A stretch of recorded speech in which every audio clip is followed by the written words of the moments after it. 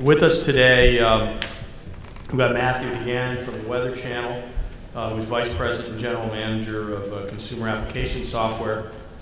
Kurt Hecht, who's the Executive Vice President, Chief Digital Officer of GM Planworks.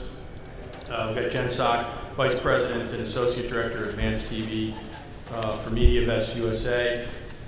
We've got Jeff Allen, the Chairman and Founder of AnyStream, and Ed Foreman, COO and EVP of ICTV, all folks who are going to enlighten us today as to the space that we're going to talk about. And the title of our panel is Bridging TV and Broadband, Strategic Relationships, Advertising, Technology, and Content. And if we were to talk about all those things, we would be here for the rest of the day. So we're going to try to keep the focus somewhat limited to the headline, which is Bridging TV and Broadband, and then we'll let those subsidiary topics drive some of the questions. But what I'd like to do first is let each of the panelists briefly introduce themselves and their companies, and then we'll start to talk about the topics at hand. Matthew? Does anybody not know the Weather Channel? We have 3 companies that make up the Weather Channel. There's the network, which everyone knows. The company I belong to is TWCI, and the mothership of that is weather.com. And then we have the ad sales force, nationwide online sales force, the cable sales force. We deliver, in terms of broadband, I don't remember what our monthly stream level is. It's big. We deliver a lot of streams. 30 million unique visitors per month come to weather.com to look at everything from forecasts to, as I like to say, stupid metrics. We are going in and have announced a new initiative that is across both TWCN and TWCI, which will be around climate change. We have a new show coming out in October called The Climate Code. We have a well-renowned climatologist, Dr. Heidi Cullen, and in conjunction with that, but not as its sibling, we have One Degree, which is a broadband site around climate change, and it will feature original video, not solely repurposing video from the network show. And that's sort of the first true cross-platform, non-forecast, non-core weather event that we're putting together. Excellent. Great. Okay, looks like the competition with the other panels is tough today, so hopefully we'll make this interesting for you guys. I work at GM Planworks, which is a part of Starcom MediaVest Group, which is a part of Publicis, the mobile company. My primary responsibilities is to run the digital strategy for GM from the agency side. And what I cover is everything from display advertising to search to video, advanced television, you name it. So definitely interesting times right now as it relates to this topic with broadband and video, what we're seeing going on with the programmers, what's translating in the upfront marketplace, how that interrelates with Google and MTV and some of the announcements that we've seen recently. So from an advertising perspective, awesome times, a lot going on. I happen to work on a very progressive client when it comes to video and a lot of the digital offerings that are out there. So I don't think that there isn't much that we're not involved in to some degree. And I'm Jen Sock. I work at MediaVest, also with the same holding company, just to be fair, and Publicis. I do a little bit of some different things. I work what we call advanced TV or digital video innovations. I work across video on all platforms. So that means TV, that means mobile, that means DVRs, video on demand, broadband, anything in the way it goes. So we view things a little bit differently there. You know, it's one consumer experience. They look at video really one way, and the way it translates across is different to us, but not necessarily to a consumer out in the real world. Think about the way you do things. So I cover clients such as P&G, Kraft, Coke, Master Foods, UBS, Earthlink, and many more from there. I'm Jeff Allen with AnyStream. We are a software provider to many of the world's leading media brands like Weather Channel, CNN, AOL, Yahoo type of customers that actually help them produce very large volumes of audio and video, along with associated metadata and packaging for broad network devices. So a lot of the content you'll see from roughly 40 to the top 50 media broadband sites on the web, as well as increasingly video-on-demand cell phone and portable devices like iTunes are created using our software. And increasingly, as it relates to advertising, video ads are just finally starting to take off in broadband or non-TV medium, starting to come up in video on demand quite a bit more, starting to see it in podcasting, and clearly seeing some of them around the web.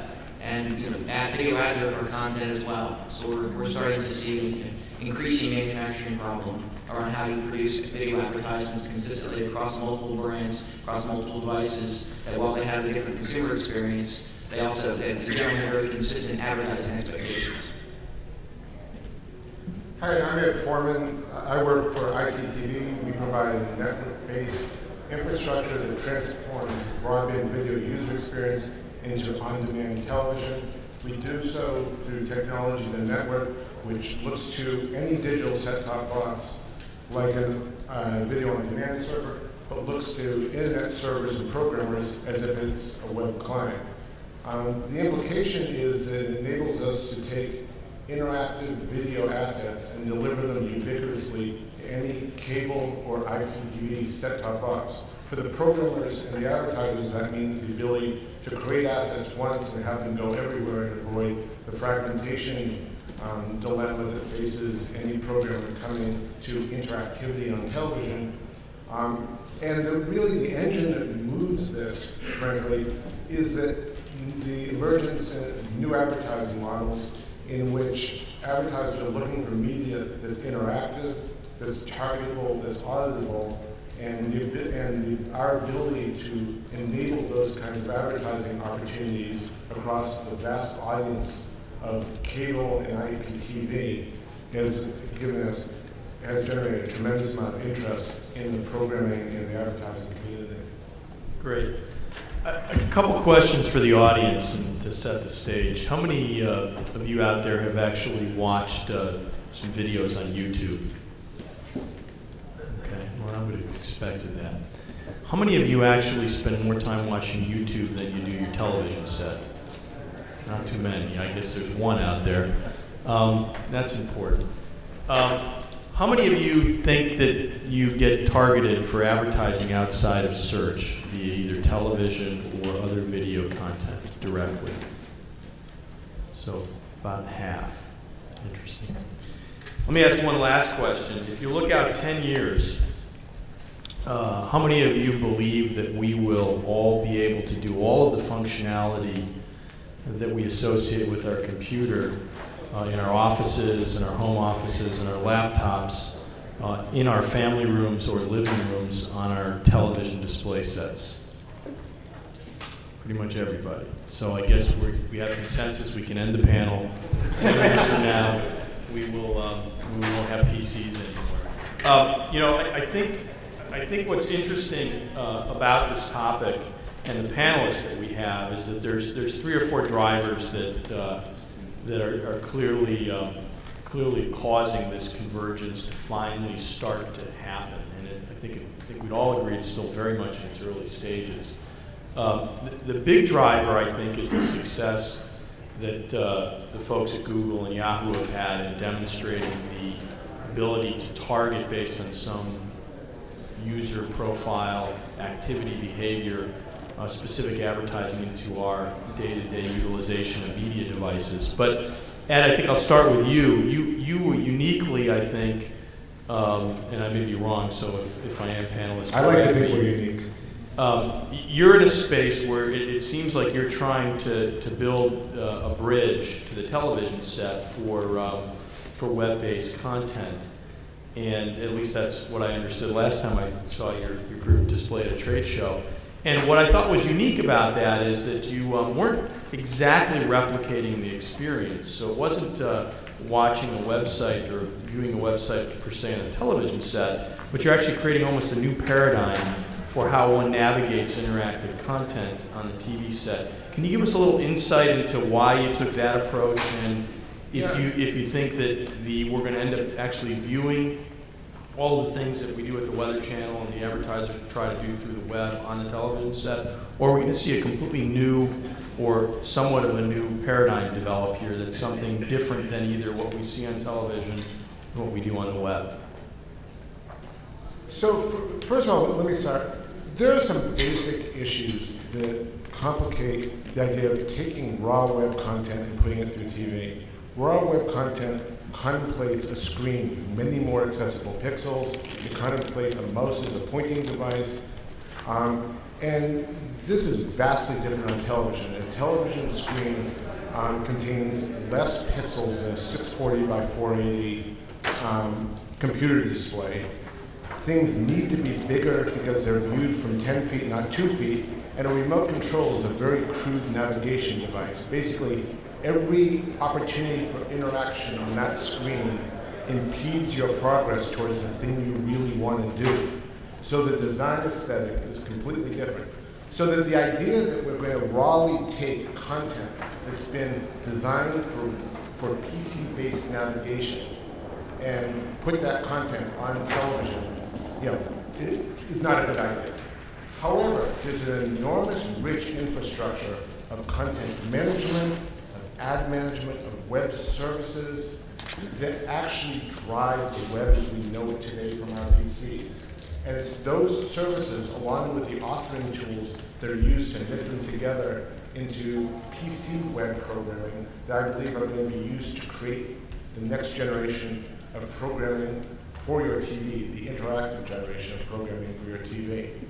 One of the things we've done, however, is rather than depending upon a new generation of customer premises equipment that has a numerical standard set of capabilities like a PC has, so a programmer can generate this content once and feel comfortable to run across a huge audience of devices connected to TVs in the home, we've assumed the very least common denominator of a customer premises device.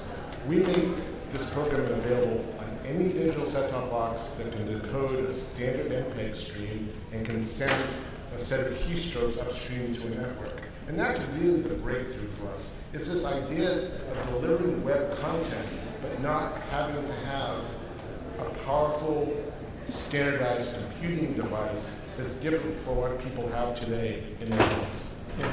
Thanks. I think that helps set the frame. One of the questions that we have for this panel, or one of the premises is that the demand for online video advertising now outstrips supply. Matthew, is that true? Oh, yeah. Absolutely. We have more advertiser interest than we can possibly generate from our current content, which is why we're looking at new offerings to hopefully start catching up with it. But doesn't that typically mean you just raise prices? I mean, that's usually what happens, right? So far, there's only so long that can sustain itself on high CPMs. So what are the CPMs for targeted advertising in some of these? What do we typically? What is the range? I mean, I'm not asking the Weather Channel in particular, but you obviously have a good sense of the market, and as do our. Well, let me throw something out to you before I answer that. When you talk about targeted advertising, let's define that. Oh, so that would be very difficult to do, I think, in the time we have here. I think I think there's all kinds of targeting. We can target to an individual, which typically the internet does not do very effectively. We can target to an individual's behavior, which typically the internet does do quite effectively. So I think in your case, I would be talking more about an individual's behavior and a psychographic profile associated with that behavior as opposed to actual activity, for instance. The reason I ask is there are a lot of targeted capabilities that we want to offer and that our advertisers are looking for us to give. Obviously, when you log on to weather.com, the first thing we give is your geo. In the desktop application, we know your geo, your age, and your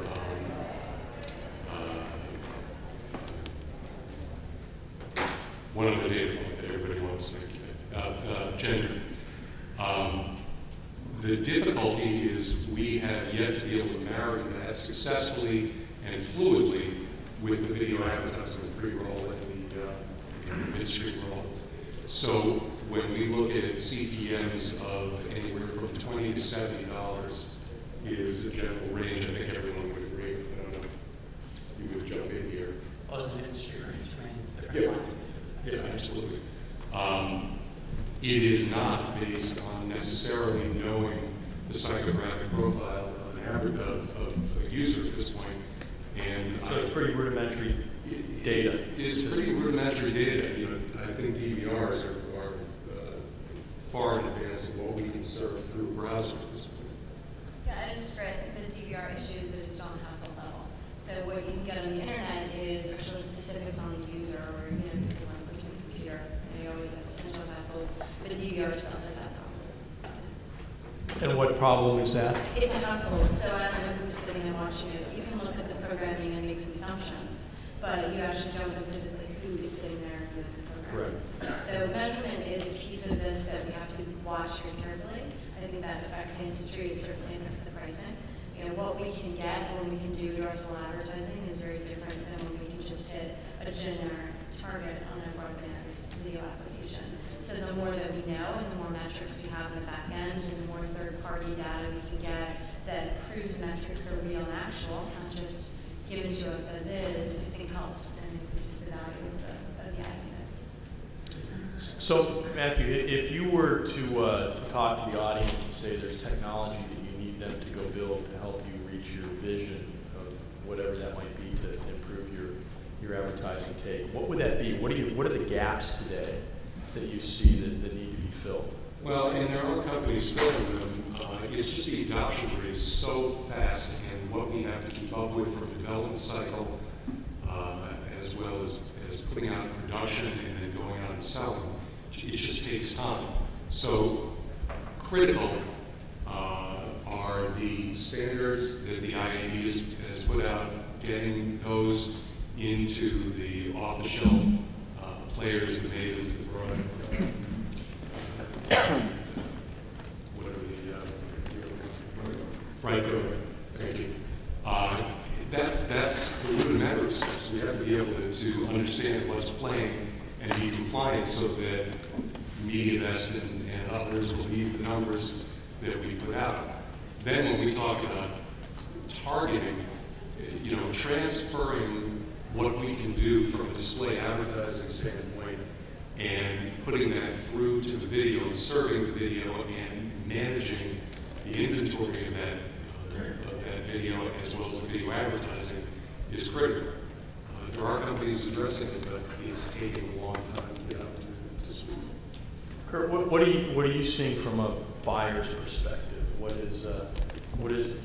the gaps there? What are the things that you would like to have more access to? Well, this year was pretty interesting in that the programmers basically realized that there was an opportunity to take their content and extend it to their own website. So this year, more than any other year, when we were talking to the broadcast networks, they all had opportunities in terms of working with them on digital platforms. So they're going to take that content, put it on their website, make it a part of the upfront process. I think NBC was probably the most vocal and visible in terms of making that offering available to advertisers. And we're still sifting through those opportunities and trying to make heads and tails of how it fits into our plans, et cetera. I mean, at the end of the day, there's still relatively small opportunities based on the fact that the programming sites don't have a large audience that is actually coming to them. So they haven't had the content there. We'll see if it actually pulls the content forward and they actually can develop an audience around it. It still feels like an extension of the interruptive model. So, we're basically chasing fragmentation, and if people want to watch, like many of you raised your hand, programming on their PC, the programmers are now allowing that to happen versus completely losing them to YouTube. So put the content on abc.com, nbc.com. Let's keep the audience. Let's hopefully keep the advertising dollar on this other distribution channel. And that feels like a pretty safe bet for them. One of the issues, and I don't like to publicly shame companies, so I'm not going to do that, but we are, the early days of broadband video, you had the portals aggressively come in. MSN Video obviously was a leader in that. Yahoo with their music properties, and I think we all collectively worked together on what measurement was going to look like with video itself.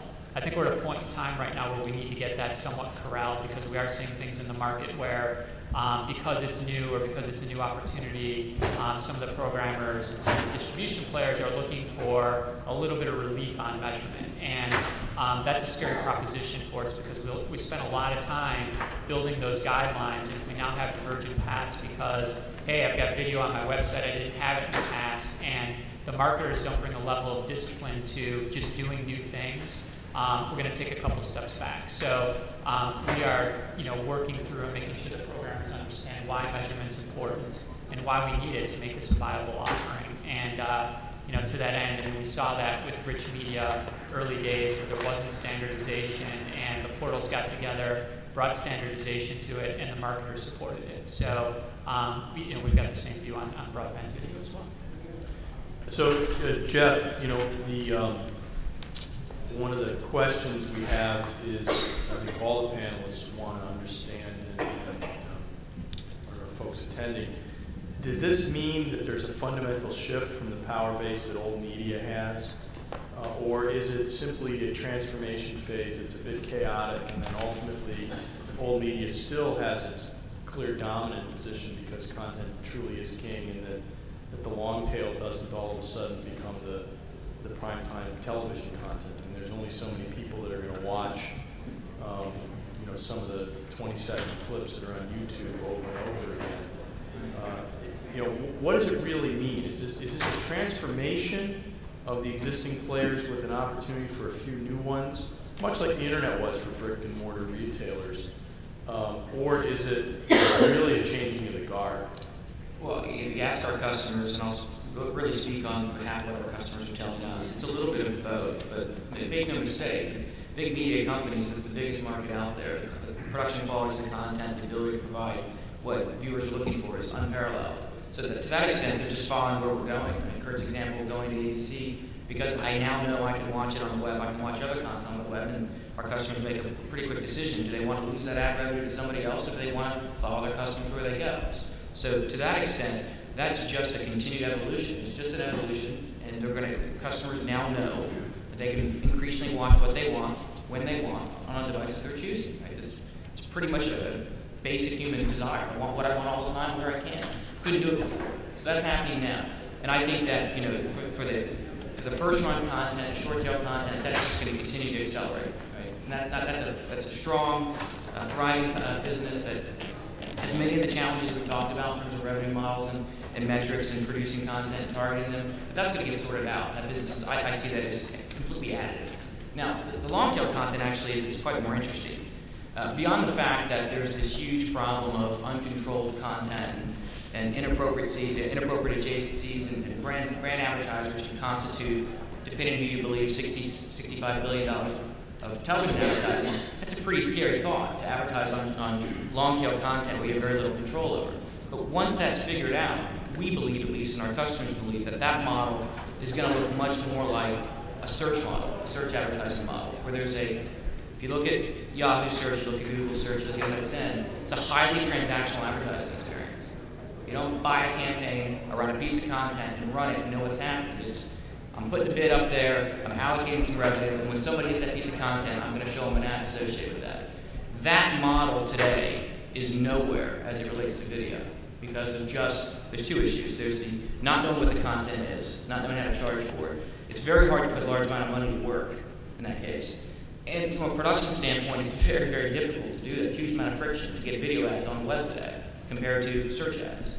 When you say a huge amount of friction, elaborate on that. Well, our media customers, you think about them, there's many of the top 40 out there. They do a huge percentage of video advertising on broadband today, but maybe that's 300 million this year, 400 million this year, versus 65 billion in broadcast television advertising. But if you listen to Matt, that'd be an inventory crunch. But the problem here is there isn't enough advertising? What we say about the friction is that it still takes between 1 and 3 weeks for a video ad to get prepped and produced for a broadband play. It takes a nanosecond to get a banner ad or a search phrase syndicated across multiple sites. So production costs necessitate. It is by no means the driver, but it is a coming problem. If that goes to $2 billion, you can't take 2 or 3 weeks to get stuff available on a set-top box, on VOD, and Comcast. The advertiser doesn't care if if it's a sea change server or I mean, it's processor. faster in broadcast television, and that's a syndication model of old, where it was like 2-week integration and time periods. And so if you've got a very time-sensitive message, that kind of takes that platform out of the equation. So does that make search a very effective tool then for time-sensitive messaging? Because Well, we it's do all of basically- it, so it's just a matter of knowing what you can use each of the different platforms for and lining up with it. But I think your point on long tail, the Google MTV thing, I think, is very interesting, and it addresses a couple of topics that you guys are bringing up. One is it creates inventory. So getting that Google video player distributed on the long tail of the AdSense network all of a sudden has opened up distribution and audience, which now MTV can reach. And so your other point on control, obviously if we work with companies like Viacom, MTV is bringing a level of control to that because they are working through the distribution, the sites that video content is going to be on, and working with us, they're going to have to own up to a certain level of responsibility in where that programming is distributed along with our advertising. So I think the point is that there isn't really a model. I think we're trying to work through what the model is. And when it's early days like that, I think experimentation from a variety of players out there is a good thing. I'm hopeful that they keep an eye on levels of standardization, et cetera, because it is such a really fragmented and diverse space right now that we all have human issues that we need to work through, and if everybody works differently, it actually slows down progress because we spend so much time working through the nuances of how it works with Google versus how it works with ABC and how it works with Yahoo, that will slow down the size of the market and getting it at whatever the number is, 64 billion. So it's like keep the eye on the big prize versus the little nuances of what makes you special and unique. So that's kind of our current view on it. Just one point on that. That's kind of the interesting challenge that we see, though. A lot of our customers, because of the internet, they're not chasing mass market and mass scale. They're chasing more targeted experiences. And so I can say ESPN with categorical certainty that they don't want motion of 360 to be identical to a dumbed down IAB ad unit. They want this high bandwidth, customized, interactive, and that by nature there's going to be some friction because the nature of the audience is different, right? And they can't do it. So I completely agree from the generic standardization. There's some things that just are dumb. They should be the same. They should be simple. But there are things that are more brand or property specific that by definition they want to be unique, and that friction needs to be managed, or else no money's going to get spent in scale. I mean, I agree with that. I mean, so I think what we're basically doing is we have things that are highly customized. We spend a lot of time doing it. We did something with HGTV and Scripps where we built a video site for GMC, high production, a lot of time went into it. Living.com. Uses for that stuff from that. Yeah, so Living.com was really custom. It was beautiful. It ran into the issue of scale. So we spent a lot of money on something that didn't end up reaching a lot of folks, and you still need to worry about that. And then at the same time, we're still going to have a level of mass marketing when you've got to get the word out. And so I think it's going to be a combination of these customized programs and at the same time building reach against the message and the brand. So those two worlds will have to come together. And I would say that one of the issues that I'm seeing amongst my colleagues is they're getting notes from the boardroom saying that we have to be broadband. The site has to go broadband. 6 months ago it was blocked. Everything has to be blocked. And there is an exuberance that we all feel here. We understand the technology. We understand the adoption. And I can tell you, my consumers don't yet have the same enthusiasm. And there is just a level of pain that people are going to go through when we talk about Living.com. We have ideas that come down from every corner of the network about broadband programming. And what I keep trying to have to bring people back to is the way that programming is developed in the broadcast side is very painful. 1,000 ideas become 100 scripts, become 50 pilots, become one show that actually makes it past that season. And when you talk about that, you talk about user adoption, that's, I think once we get past all of the issues that we're seeing in production, targeting, and advertising, it does come back to that, whether it's ABC or whether it's Channel 4 or YouTube, they're going to have the same issues as well. So what, you know, the challenge, I think, at the end of the day is there's X amount of advertising dollars out there. I don't think those are going to increase. The ways that they're deployed will increase. We have X amount of free time as human beings, and we decide to deploy that time differently. But you know, those things tend to stay the same. So at some level, it's a zero-sum game in the sense that for a period of time, there's a shift which creates some kind of increase in CPMs for targeting and addressable advertising. But does it really ultimately become the state of things that advertising and addressability and targeting are all synonymous, and that 10 years from now, the idea that an advertiser would place an ad not knowing who their customer is would be ludicrous, and that what we're really seeing now is the beginning of a decade-long transformation into the way that advertisers reach us as consumers. Now, there certainly will be billboards on the highway and those types of things, but is it, when you look at media in particular, and the delivery of media to a portable device, a mobile device, your television set, or your PC, is there going to be such thing as non-targeted advertising a decade from now? Well, maybe we can start talking a little about the media agency. I think that we're at the point where we're just starting to look at transforming our communication planning. So it's not just media planning, it's not just spots and dots, but ultimately at the end of the day, it is still lines on a flow chart. It is still getting to the client, getting them past certain areas where we are today, explaining to them that a 15 or a 30-second ad on TV could be, yeah, it might be great on mobile, but really it'd be better if you could do a 5 or a 7-second or something else, a better way to reach them. So it's going to take us some time to get past with CMOs of companies and other folks to get them to really understand that the world is changing. You need to look at your target different. I mean, if you're targeting a teenager or a tween today, you need to look at that very differently than if you're targeting, say, a retiree. And so we need to almost look at it brand by brand, target by target, and figure out how to migrate slowly down the path. There are easy targets. There are things that you can do, and they're fast, like cars, and they're interesting, and movie trailers are really interesting. Then there's the whole packaged good world. Or what about insurance? Things that are not as flashy. How do you move those into different places? So I think every brand and every industry is going to have to look at this a little differently. So it's going to take time. I don't think in 10 years everyone will have migrated, but certain brands and certain types, certainly if you want to reach a teenager, you better be in all those places.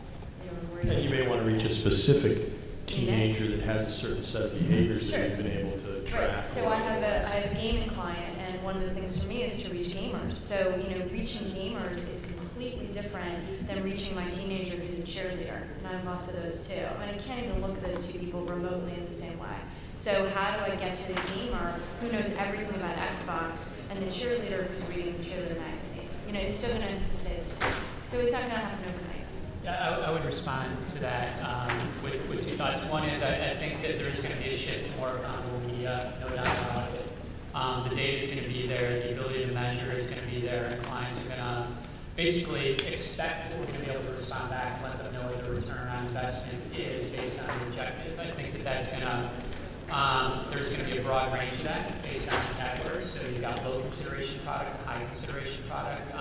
In automotive, it becomes pretty easy to measure things because of that high level of involvement, and it could be with a third-party automotive site, you could be buying leads, you could be search. And so we get a lot of that today. But I still think that, in the advertising business, there's a lot of room for creativity and ideas. And certain brands still like to make people smile. They still like to break through in what's an increasingly cluttered marketplace. And so your point on, is there still room for billboards? Yeah, if you've got a great idea that when somebody's driving by, that you can get them to respond, smile, and favorably about your brand.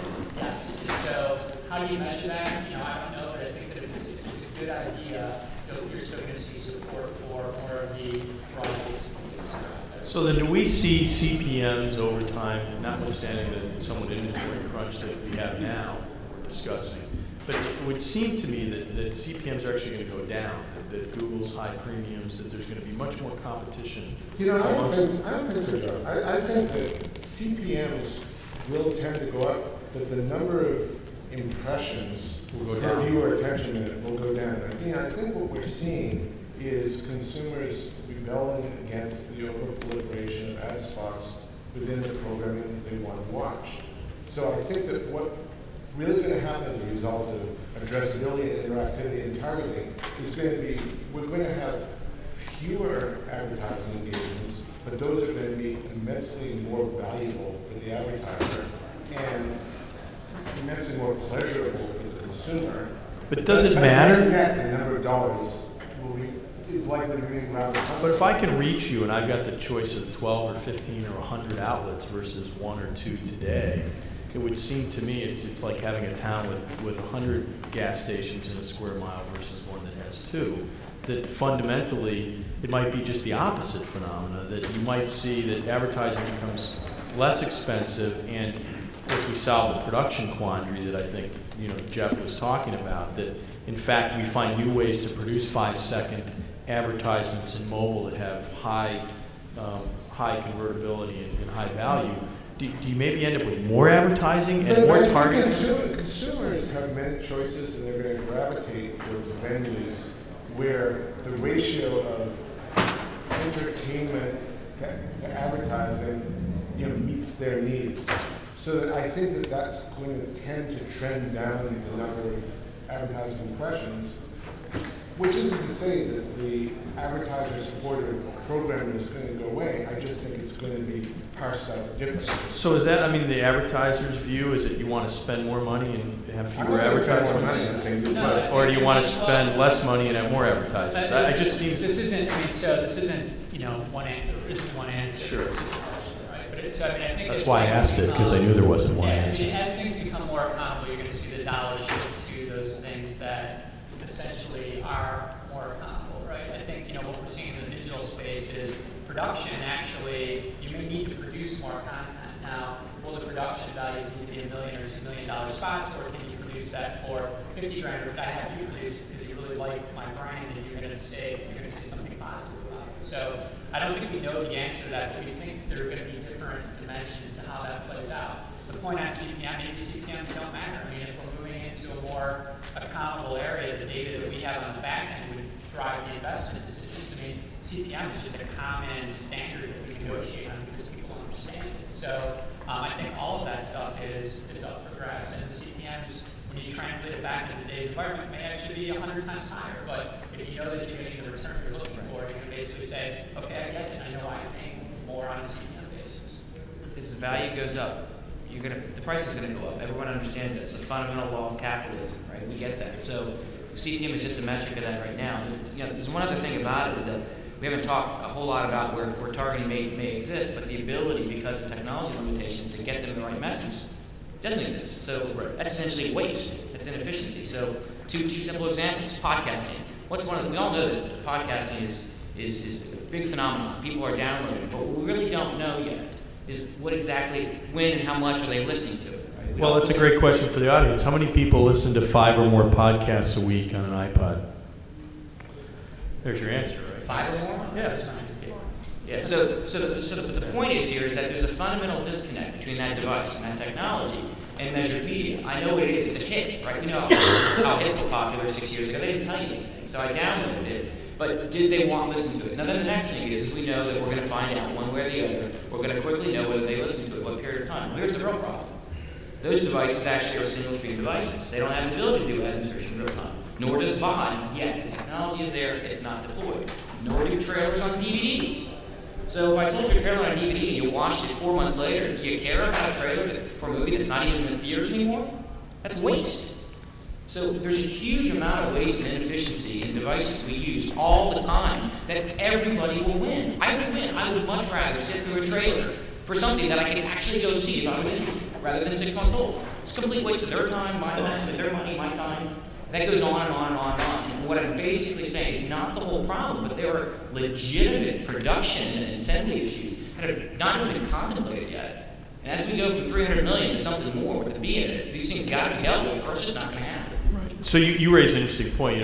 Talk about the inventory question. There will be roughly 6 or 7 million cable VOD sessions this year, and they're pretty substantial in terms of their duration. They're not 10-second views. They're minutes, and very few of them, if any of them, will have any significant targeted advertising. And if you were to assume that a 30-minute show could have potentially 8 to 10 spots, That's 40 to 50 billion potential ads. Huge inventory not being used. Huge inventory not being used. And I guess that comes back to my question. When we finally solve some of these production issues, these technology infusion issues, does Google get to sustain its sort of lock on the closest thing to addressability that we have in advertising? I mean, does that go away at some level of scale? Because they are the largest, from a scale perspective, right? They're the largest addressable advertising enabler there is, I would say. Is there anybody bigger? But not for brand advertising. Right. Not for brand It's advertising. made for informational search advertising. Sure, but it's hard, but it's addressable at some level. Yes, indeed. It's also cheap. And I think one Is of the it things- cheap? Cheap. It's all long-tailed advertising. Lots of microtransactions. There are lots of little dollars that are automated. You know, when you talk about all of this technology for targeting, we've been able to target advertising to a CD-ROM for over a decade. No one cared. No one wanted to take the ROI risk of putting that technology, investing what it would cost to produce that, Physical media. and putting it, you know, once you got past the sale of the CD, and then the idea that you were actually going to distribute it at 50 cents a unit, then it came down to, do I actually want to add another 4 cents per CD to send advertising that's going to cost me money? And so, you know, as I was listening to you and everything you were bringing up, I kept thinking, yeah, but that's going to cost a lot of money. And it can't. And that's the problem we have right That's now right. with these ideas of fascinating advertising that is specifically designed for the 5-second, 10-second stop, because it's just not standard inventory. And, you know, It's a huge amount of friction. with all due respect, our sales guys go out and say none of the creative agencies want to make the unit. And there was a Norelco piece that went around. I don't know if anybody saw it. They have a body shield. It's hysterical. It's a great piece of advertising, and it's really a site within a video stream. And all I could think of, and my colleagues could think of when they look at it, is we have no advertisers to pay for that. It's 100%. So Matthew, you generate a phenomenal amount of content. I mean, relatively speaking, right? You're 24/7 network, and it's 24/7 of live, full bandwidth television content. Other than the CNNs and a few others, even CNN doesn't have that much. Plus the mobile generated content they do every 15, Right. 20 minutes per zip code. Right, exactly. So, you know, when you guys look at this, what is your goal? When you sit around in strategic, you know, staff meetings about how do we maximize our advertising dollar, maximize this content that we're creating, what kinds of things are you looking at in your 12-month roadmap, your 24-month roadmap? How are you thinking about, hey, and what are your metrics by which you're judging your success? It wouldn't be appropriate, obviously, to talk about our Specifics, but roadmap, general. but in general, there are a lot of different elements right now that we and everyone else is playing with. You know, mobile advertising versus subscription, data versus multimedia, and it is all balanced. I think the general answer is it's all balanced by the reality, not of what we could do, but what we're seeing users consume and how much we can push them. When you say users, you mean the actual users of your Consumers, content? yeah, consumers. I mean, you know, all of this stuff, again, when you talk about planning 12 months out, and now, you know, I know I get into the nastiness of the nitty-gritty, but you're talking about how many FTEs am I going to add to handle this content that I'm going to have to then sell to the advertisers, and how much inventory am I going to be able to generate in order to maximize the CPM, to go back to pay for the FTEs. And so we know all the stuff we could do. Oh my God, I can't tell you the ideas that constantly go around. And we're on every platform. So we balance this on mobile, we balance it on broadband, we balance it on television. We've got the #1 or #2 desktop app, depending on who you believe. The challenge is not what we could do in the strategic roadmap, it's what they'll pay for and the consumers will take. And at the end of the day, you know, if I can target and they'll pay for the target, and then in the next 6 months, maybe I can adopt that, and then that's pushing me out another 6 months. So you touched on a little tidbit in there. I think it was going down the line of broadband distribution costs, just generally with respect to how you deliver multimedia content over the net at scale.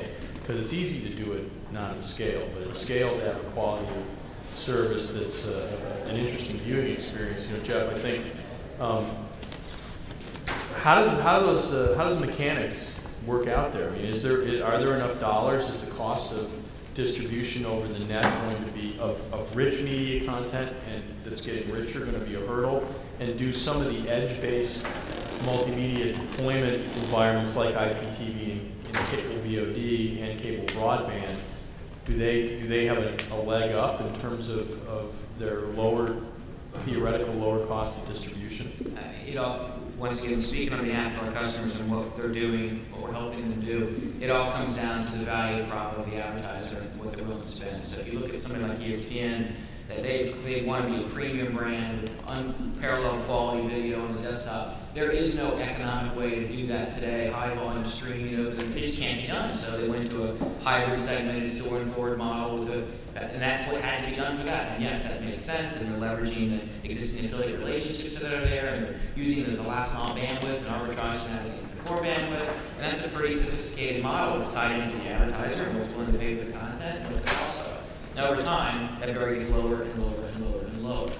But I go back to podcasting again. Not a great model right now, especially not for podcasting, because everybody gets charged for the bandwidth, no matter what. You don't know if you open it, much less do they listen to it. So it's not a very friendly model from an economic standpoint. So as the cost of the core bandwidth goes down, which it will, every month in perpetuity, as far as we can tell, then it becomes less of a question. But today, it's still very much a consideration for these alternative distribution models. That the cost of bandwidth is still very real. And AOL and DTV, same thing, going into a peer-to-peer distributor. Why?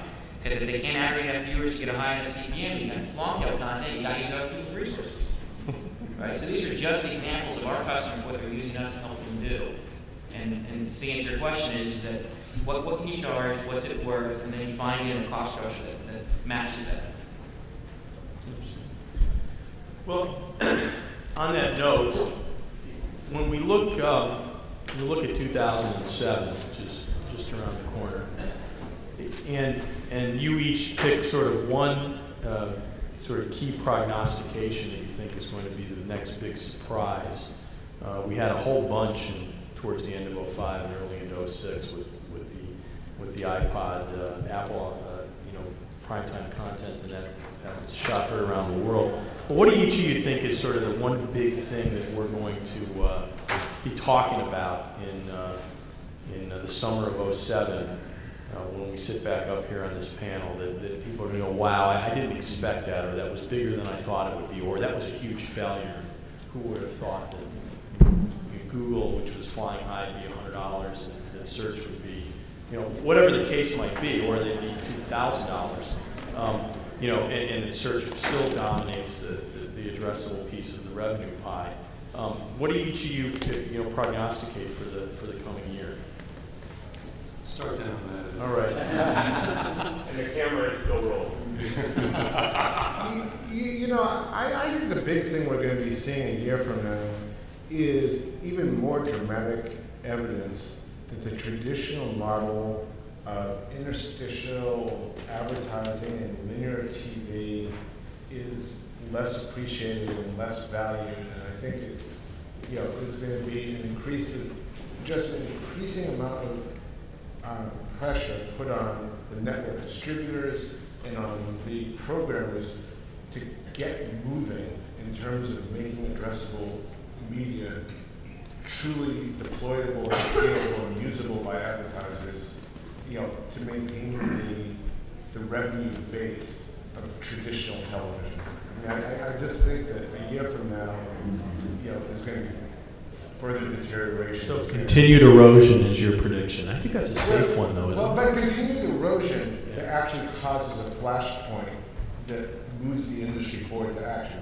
We as technologists know, for example, in VOD, there's no really solid technological reason why we don't have targetable ad insertion in VOD and all of those viewer attention minutes they're shifting from linear broadcast to VOD go without, direct advertising support, or many of them do. This is not a technology issue. It's that there hasn't been enough pressure on the industry to actually make the whole thing work. I think a year from now we'll find the pressure is there. Jeff? So at the risk of sounding overly conservative, the reality is that we have two primary models for consuming content today. There's pay and there's ad-supported. And history has shown that we all have some limit, different where we are, how much we're willing to pay for content. So you take that kind of fact that exists in the space and the growth in on-demand viewing options, which are everywhere, the iPod being the most recent of the explosive ones that are out there, the TiVo being out there. I just really see an increasing next year that it's more evolutionary, but we're going to be able to get more content, for not long-tail content, more first-run content or premium tier content, whether you consider TNT episodic, that's premium content still, in more alternative ways that you're either willing to pay for it one way or you're able to get ad-supported on a non-traditional way. I know that's not revolutionary, but if you look at iTunes Video, still not a lot of content on there. Still not a lot of revenue, relatively speaking, either. Not a lot of revenue, relatively Not because, once again, chicken and the egg. If you look at the big installation of DVRs and VOD across the United States, it's big, it's really big, even though it's still a small percentage, it's big. Not a lot of alternative revenue money coming from that right now. And the reality is, I don't see anybody ever going back to an oven from a microwave. And I also don't ever see anybody going backward. No, I'd like to have all my content available linear to me. It just makes no sense to me. So we had the kind of these big movements that have happened, iTunes, the Napster, RIA suing them, iTunes coming out, monetizing audio, now iTunes Video. I agree that there's going to be continued pressure, whether it's from the IPTV, putting pressure on the cable, to open up the business model so that VOD is there. But the fact of the matter is we're all chasing the eyeballs, and we're not watching linear television as much as we used to. We're watching on-demand devices. So I see it more of, next year, a heck of a lot more choice. My opportunity, here's my money, please take it from me. Just give me something to spend it on. So you raised a topic we probably don't have enough time to talk about because we're going to get to some audience questions in a minute. But you raised the concept of, which we should touch on a little bit, pay versus advertising supported. And I think the history is clear that advertising supported and then subscription and then pay tend to be the order of success. That's not going to change, is it? Well, I'll just once again speak on behalf of our customers. No, we have customers that started at subscription and going back to ad-supported. And the reality is, this is my personal view. I hate to be sold, but man, I love to buy. I love to buy stuff. That's the same, different side of the same coin. So as soon as the advertisers get away from the kind of monolithic, I only can sell one thing, is whatever you want as long as it's a 30. And it fits in this model, and it's actually relevant to me, there's no losers in that scenario. Everybody wins. They spend less, there's less waste, it's a higher value to me, and I actually transact based on that. So I really do think that just the way I consume on an iPod is radically different than the way I consume my HTTP set. So I need ads that are actually more specific to me at that point in time. And I think part of that's inertia, part of it's time, part of it's aging out, part of it's technology. I just see kind of a steady progression because that's where the eyeballs are going. Jen, what's your prediction? Only for next year. I'd like to be a few years out. I think that, I focus more on the television business, and I think that I need to look at that and say that we're hopefully going to change the way we view TV. I mean, I hope that we can do different things with pod breaks, and I hope advertisers become a little bit more, in sync with television programmers, and even somehow try to bring in some more user-generated content, which has been the biggest theme I've seen across all the different items over this past couple of days.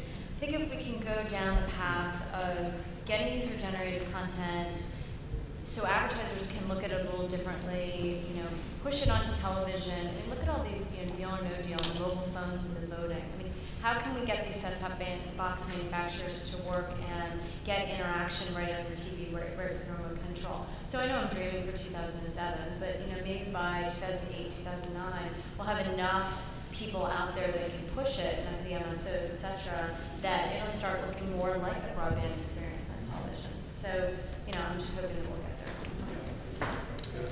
All right. I think it's going to be less about control. So I think these days in the environment, I own the content, I own all the rights to it. It's got to stay within my universal domain. And what we're starting to see is, once again, going back to the Google background thing, it's really interesting to us when we start to see content companies working with the distribution companies and figuring out how they can best utilize their assets to bring more value to the total equation. So I think that's bringing more benefit to the advertiser. I think that brings more benefit to the consumer at the end of the day. And I think that's just going to make the model, more robust next year. So we're going to see a lot more variations of experimentation, and that's a good thing for all of us. I have to agree. I don't know if 2007 is a good horizon line, but home networking, I think the penetration in home networking enabling the merging of software that sits either on a set-top box or on some device, whether it's a DVR, within the home, and the interconnectivity between the cable content, the web content, and the software as in a desktop unit being displayed through the TV to give control is probably an area that will, maybe 2008 is a better horizon. We're going to give an experience to some extent like you're talking about, but I don't know that it's fluid from a browser standpoint. I think it's going to be, for privacy and a number of other reasons, probably hard drive-based and operating system-based.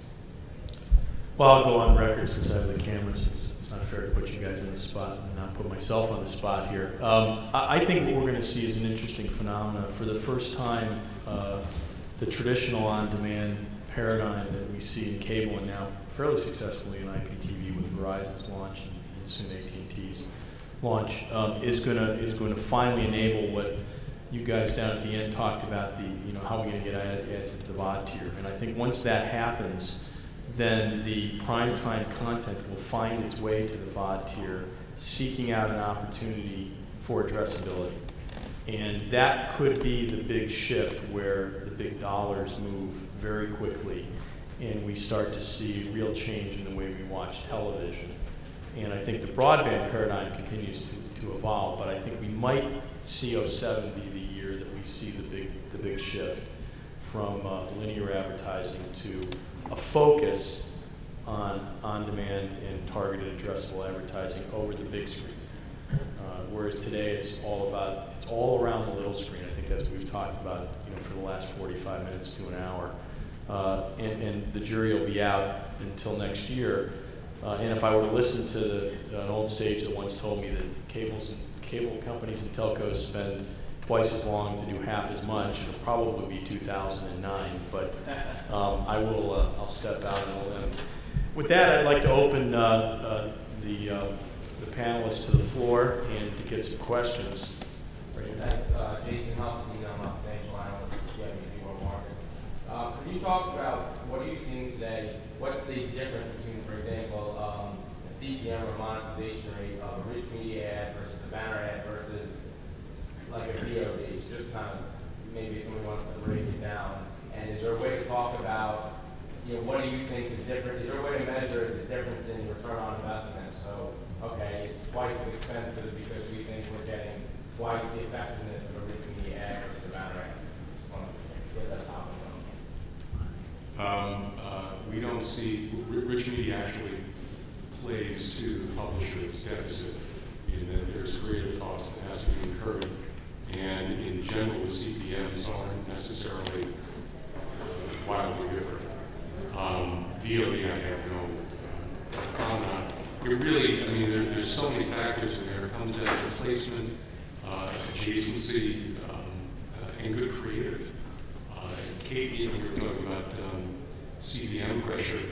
I'll tell you, you have a good case study, you show good performance in a particular venue, you'll get your CPMs because you're going to be effective.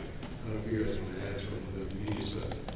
I think you answered it on rich media and banner, and then it depends on your objective. So rich media can do better if you're looking for awareness or to stand out, and a simple not using banner ad, but a text in Google can perform quite well.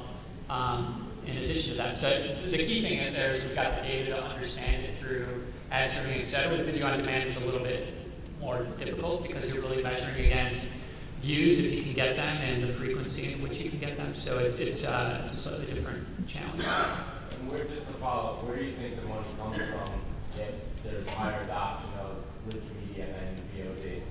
Where does the money come from? Is it out of the other internet budget, or does it come from other areas of advertising?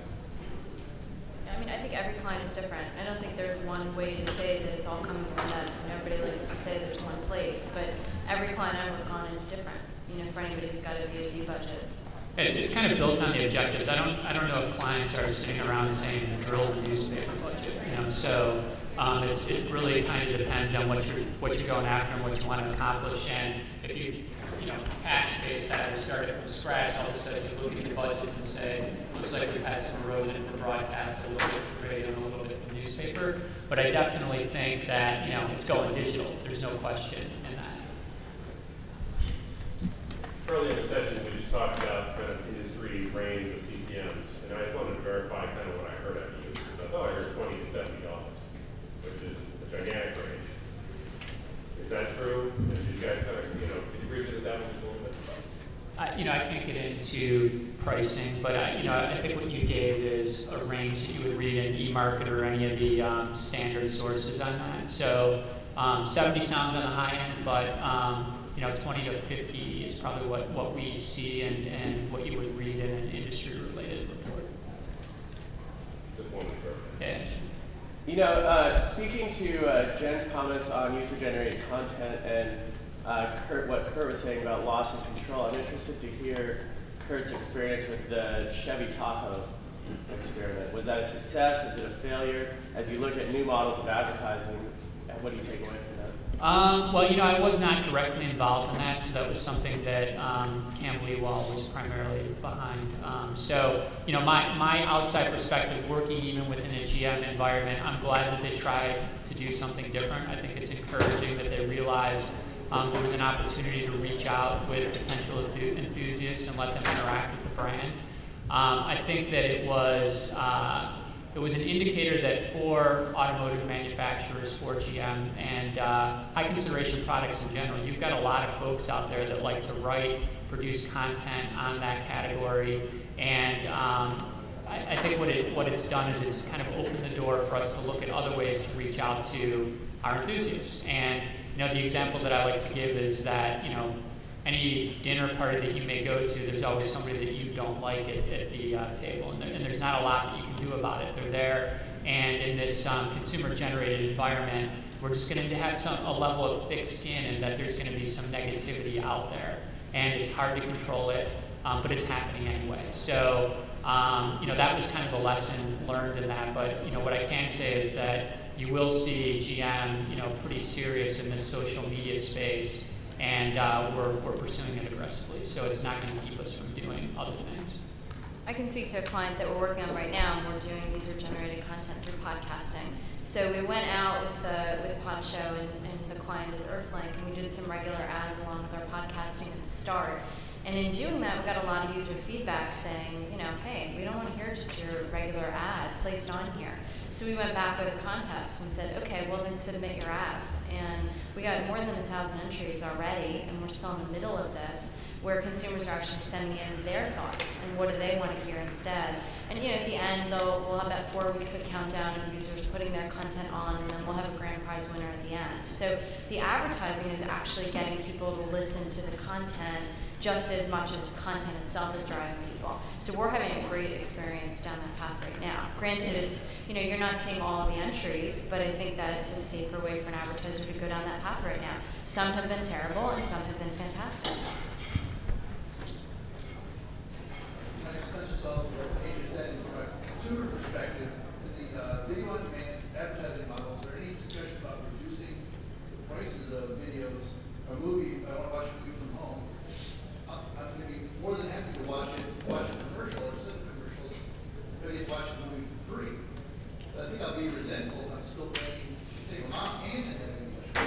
Well, yeah, I can tackle that because we did something with CBS and Comcast where we provided the season finale of Survivor for free versus the typical 99 cents. I forget what it is that Comcast charges. So we're still reviewing to understand, what the outcome of that was, but we're completely interested in it. There is programming that we're aligned with, and GM's been a part of Survivor for a long time. If we can reinforce our association with that programming by bringing some value back to the consumer, which is what we did in that case, then let's check it out and see where it goes. So I haven't seen a lot of examples other than that in video on demand, but it's one of those areas that we're pursuing.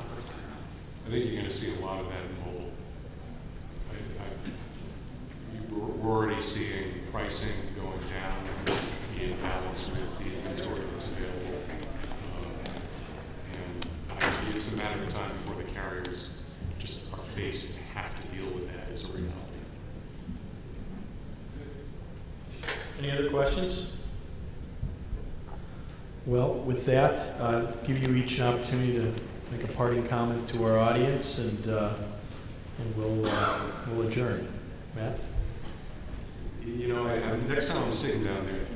I'll tell you what, I'll start with Ed. He's been quiet. You've been doing a lot of talking. Yeah, I know. Oh, come on, guys.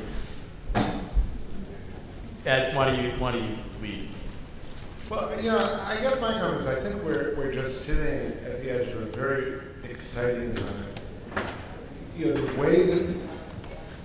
way that we interact with media and viewers is changing dramatically. The phenomenon of over-the-top video coming over the internet has shaken up the entire video delivery infrastructure, and the kind of ad models that accompany that media have really created new possibilities for brands and advertisers to communicate with their buyers.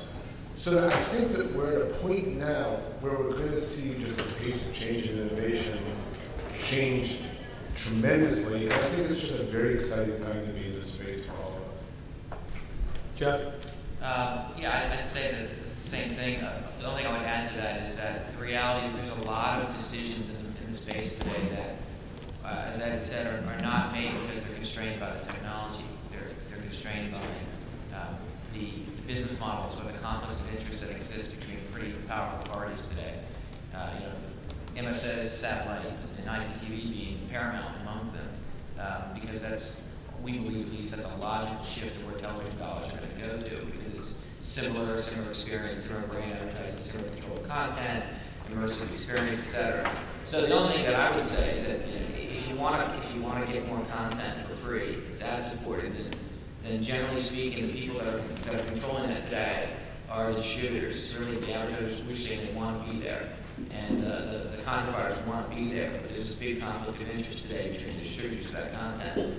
So let them know if you want more content, you got to sell it, because otherwise it's going to continue to happen at the current rate of change, which is only when they have to.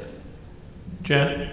So to kind of go along that path, my main comment would be don't bring the advertisers in after you put together your business plan and actually you're ready to launch.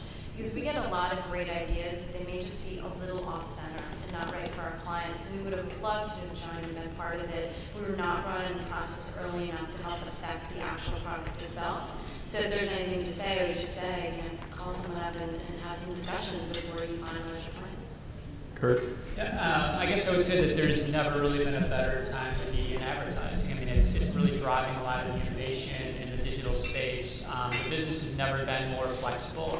I can't really say how many times I've actually heard the word no, because no kind of implies that you've got something figured out or you know what it is that you want to do. And everybody from the traditional media companies to the Googles and the Yahoos are willing to take a little bit of risk with experimentation. And so I think that's awesome. I mean, it allows for a lot more creativity in the business. Nobody's really willing to put their entire business model on the table for transformation, but they're willing to put bits and pieces of it out there. And so for folks like us not being confined to only buying banner ads or only buying 30-second spots, but being able to go forward with an idea, that's awesome. That's the kind of stuff we want to do every day. Last but not least, Matt. I think the hallmark is experimentation. We're so far away from the mature model. Again, consumers aren't there yet, and we have to be willing to lose on some very well-calculated experiments in order to find what works or to find the kernel that leads us to the next thing that actually does work much better. And I would agree with Jen, bring the advertisers in, editorial they have to stay out of, but at least understand what's going to drive their buzzers up. Great. Well, it sounds like the industry is in a pretty chaotic state, which means a great opportunity for investors, entrepreneurs, and advertisers, and all the people in the value chain. Some will make it and some won't. Hey, thank you very much, guys. It's been a great panel.